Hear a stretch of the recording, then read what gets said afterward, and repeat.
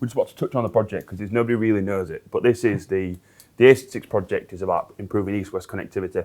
So this is an early phase development project. So it's like the A14 now. So it's around 1.2, 1.5 billion pound to improve east-west connectivity in the true north of the country.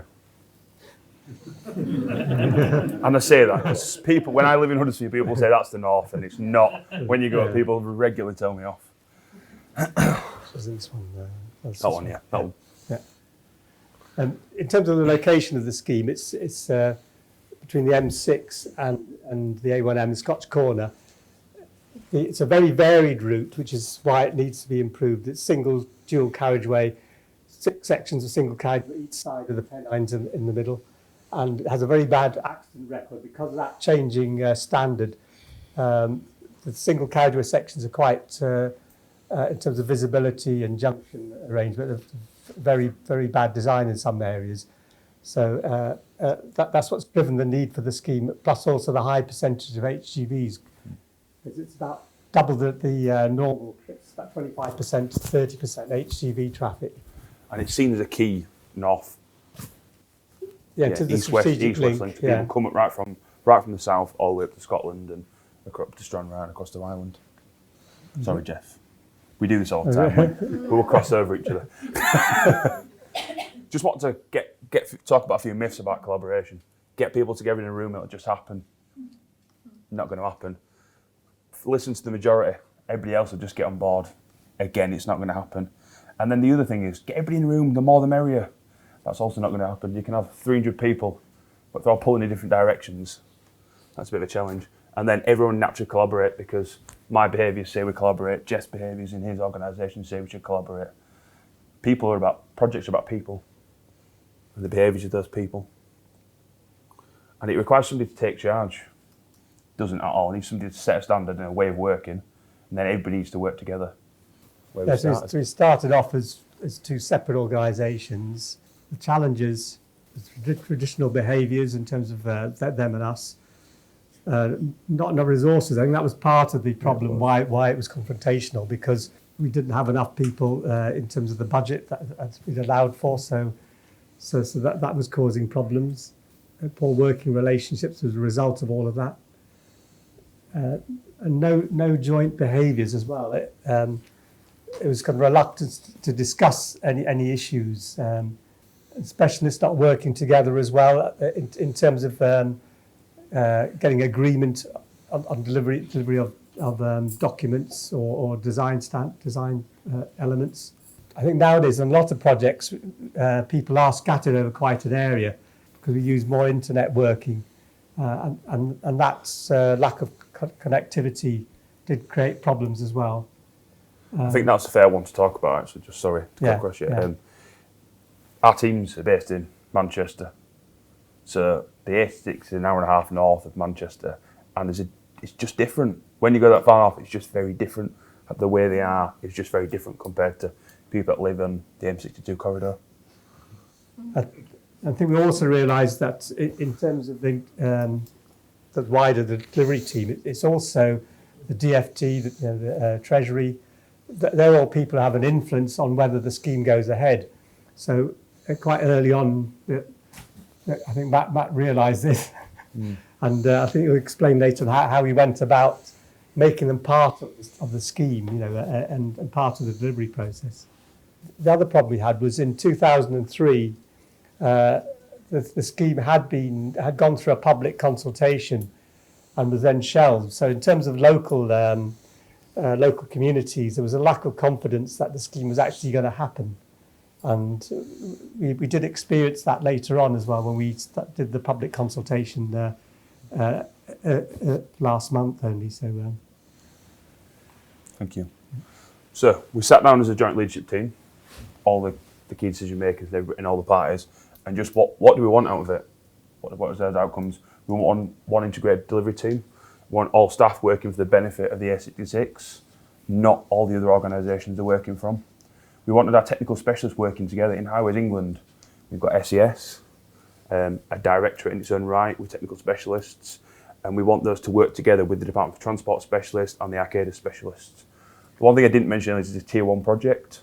So DFT are directly involved with this on a daily basis, if not weekly. So it's just one to point out that they're heavily involved in this, where traditionally they wouldn't be as involved in Highways England projects. We want the stakeholder buy-in to the project from everybody, whether that be local people, whether that be decision makers in Highways England, decision makers in the Department for Transport.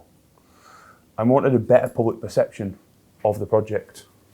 So the first thing we did was sit down really and establish, in terms of our own organisations, what were the key things that in terms of how we delivered work together, what were the key things that drove each of the organisations, and then identified the common themes, which I think you probably recognise across many organisations. I mean, we all have similar standards that we try to work to, but it's just recognising that and then allowing us to build on that to come closer together as organisations. I think the thing to point out about that is this wasn't Highways England or Arcadis saying we're going to do this. We've got all our teams in a room, and we actually were really quiet and let them come to a decision about what they wanted. Whether you are an apprentice working in the project right up to one of the directors, everybody had an opinion and they were all bought into that. So when we talk about these behaviours throughout and regularly touching them in weekly meetings, monthly meetings, they've all been part of that journey. So they know it, so they're accountable. Yeah, it's not just the senior management team, it's No. throughout the organisations. I'm not going to read this word for word, you can read it yourselves. But we just want to touch on some of the key blockers for us, the traditional behaviours, the client-consultant relationship, there it is, and the poor working relationships we had. We combined a lot of meetings. So, for example, if Jeff's team were going to come and give me a progress update, he would have a meeting with all his technical specialists first to make sure he knew what was going on, and then he'd come and sit down with me, and I said, no, let's do it together. Let's bring all those people into our space, and I accept as a client that actually there's maybe a little bit of risk there, because I may not get the full corporate view or the full position, but we accept that and we work together as we're doing it. We started a lot of Skype meetings, and I certainly got frustrated, because Skype's great, but it doesn't take away the face-to-face interaction of talking to people and being face-to-face and looking at somebody in the whites of their eyes. And that was really important for us to make sure we have regular face-to-face discussions. We had a joint induction. So when you joined the project, there was a joint induction pack. Everybody's inducted into the focus on the team roles, the processes, collaboration principles. And the benefit for that for me was greater trust for everybody. So whether you were an engineer working the project, you knew you could have a conversation with me as the client and vice versa. And I think the other thing we talked about, specialists not working together, the remoteness of the project, the lack of engagement with the Department for Transport. Even though they were heavily involved, it was their specialists. When you involved government departments, it's their specialists that actually inform decision makers. Treasury, all those, getting Treasury, the key decision maker, getting those on board. We regular targeted meetings with those people to build those relationships and start off. So that when we needed to utilise those relationships, because we needed a quick decision, I could just pick up the phone, or Jeff could just pick up the phone and ask that person, whether that was, a deputy director in DFT or the Chris Grayley, the special advisor. That's the relationship you had with those kind of people. And we all thought one team thinking. And that was somebody mentioned it earlier, but we brought somebody else new into the project team. And when they came into the room for the first integrated project team meeting, they didn't know who was who. They didn't know who was Highways England, who was Arcadis, who was Metis Plan, who was CJ Associates, and who was Costain. And that was really important for us. In terms of improving those working relationships, there's lots of collaborative workshops held where we brought people together. As Matt was saying, that initial face-to-face relationship was very important in terms of establishing the initial kind of understanding you get of each other, as what are the personal problems, what are the constraints that you're trying to work within as well, and it's kind of breaking down those barriers. And that didn't just include the immediate project team, but also the wider team in terms of, as Matt said, the specialists who are going to be approving documents, and also people within DFT. So it's having that regular meetings and stakeholder meetings as well with local councils, freight bodies, and emergency services. And in terms of public conception, that also helped establishing the focus groups and doing that quite early on in stage one, when we were just starting to pull together options. When we got to public consultation, having got that buy-in of the focus groups, the walking groups, equestrian, cycling, it meant that we had very little challenge or confrontation at public consultation, because they knew that they are part of the delivery team. It didn't happen overnight. It took real hard work and commitment from everybody in our team. There was a lot of banging heads together at the start, and I was very frustrated by some of our team members. As people said earlier, it was about pulling people aside and just going, that's not how we work now. That might have been how we worked 6 months ago, but that's not what we expect going forward. And just constantly reinforcing those messages until they become a habit. And still today, we still have to do that. It took give and take on both of our sides. We made a lot of mistakes on the way. But when there was a problem, we all got involved. It wasn't Jeff's problem, it was our problem together.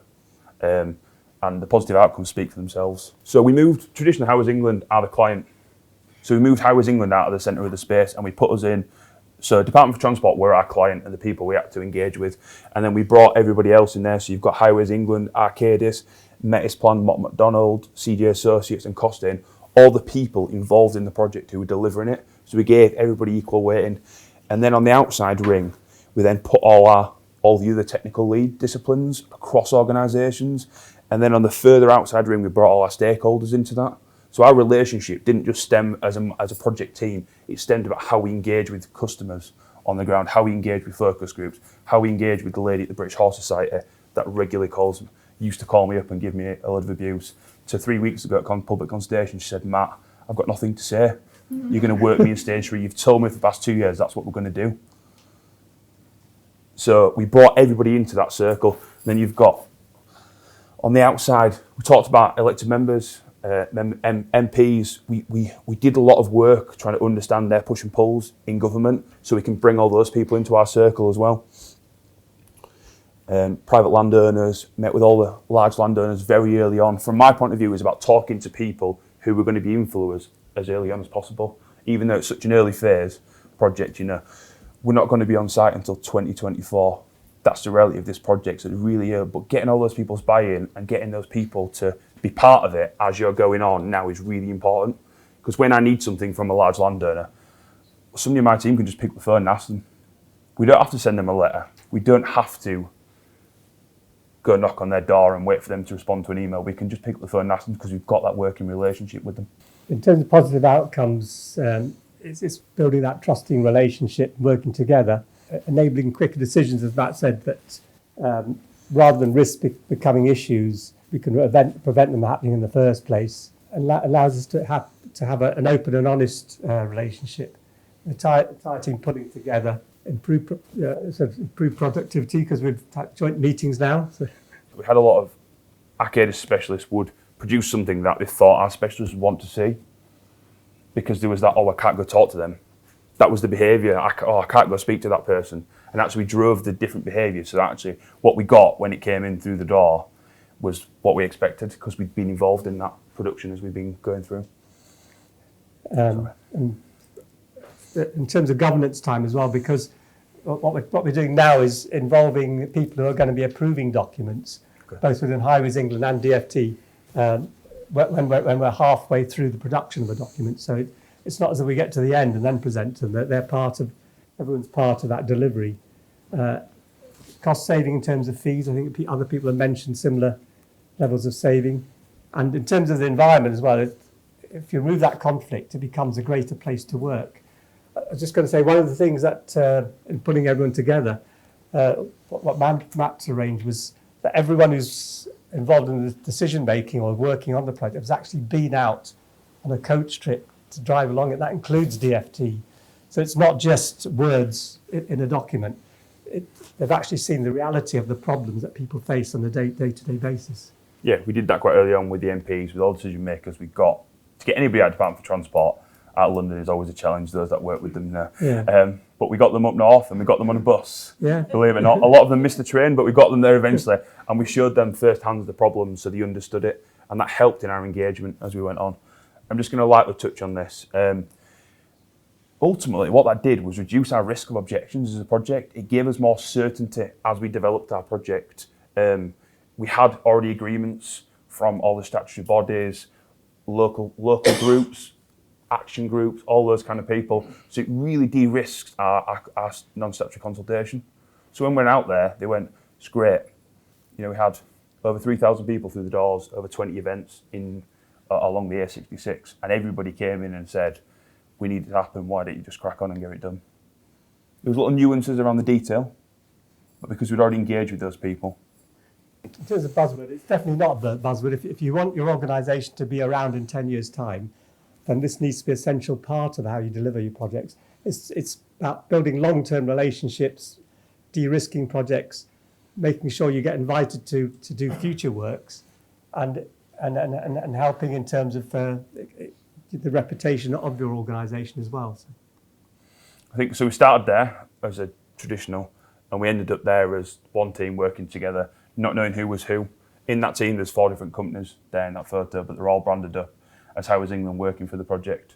And that was a really important thing for us, everybody working together. And I think one thing I just want to touch on about MPs was we had that relationship with the decision maker, Secretary of State for Transport. We had a personal project relationship with him, not just a Highways England corporate relationship, Chief Exec, the Secretary of State. So we knew people in his circle, so we were able to influence. It came up, launch consultation. We did joint media things together. We had a reach of during consultation of over 2 million people. So, you know, having those influential circles, understanding their push and pulls and trying to get that win-win relationship with all our stakeholders are really important. Thank you. Thank you very much.